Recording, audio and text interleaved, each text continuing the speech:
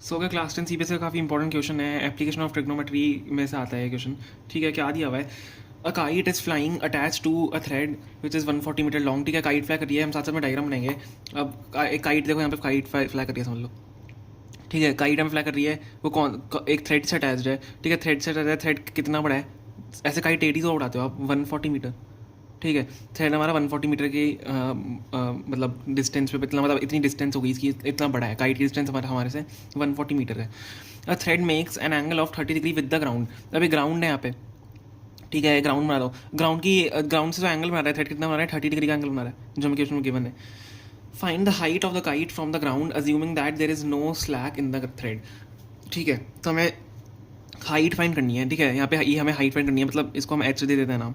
हमें H find करना है, हाइट फाइंड करनी है काइट की, जो कि ग्राउंड से है, अगर थ्रेड में कोई स्लैक नहीं है। ठीक है, तो अब देखो एक ट्राइंगल को आप नाम दे दो, कुछ भी आप नाम दे सकते हो। ए बी सी दे देते हैं, काम करते हैं ABC दे देते हैं। ठीक है, ताकि ईजी हो जाए। अब इसको सॉल्व करेंगे, देखो मतलब नॉर्मल ट्रिग्नोमेट्री लगेगी।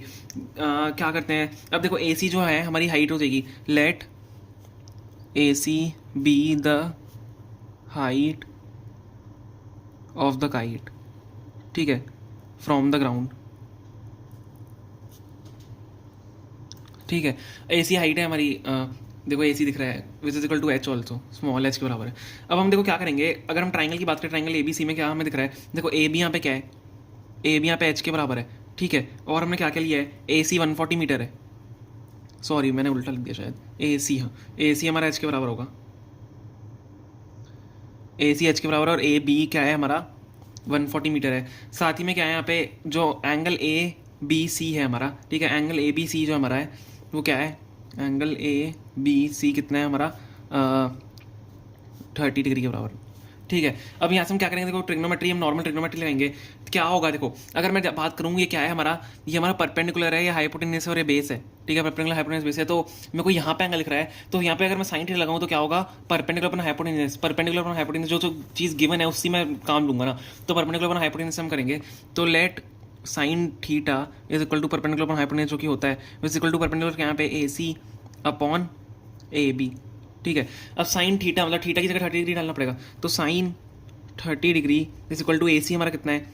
H जो हमें कैलकुलेट करना है, 140 मीटर हमारा AB है। ठीक है, साइन 30 डिग्री कितना होता है? 1/2। Sine degree 1/2 is equal to H/140। तो H की वैल्यू क्या आ जाएगी? 140/2। H की वैल्यू 140/2, 140/2 कितना होता है? 70 मीटर। तो H जो हमारी हाइट होगी ग्राउंड से, हाइट की, वो कितनी होगी? 70 मीटर की हाइट होगी। आई होप आपको समझ में आएगा, यही हमारा इसका आंसर है। नॉर्मल ट्रिग्नोमेट्री का ये है, साइन थीटा का इस्तेमाल किया हमने यहाँ पे। ठीक है, आपको बाकी सारी चीज़ें गिवन लिखनी है, जो आपने इसमें अज्यूम किया ट्राइंगल में, आपको वो सब चीज़ें लिखनी होती है। काफ़ी ईजी क्वेश्चन था, लेकिन काफ़ी इंपॉर्टेंट भी है। Thank you so much.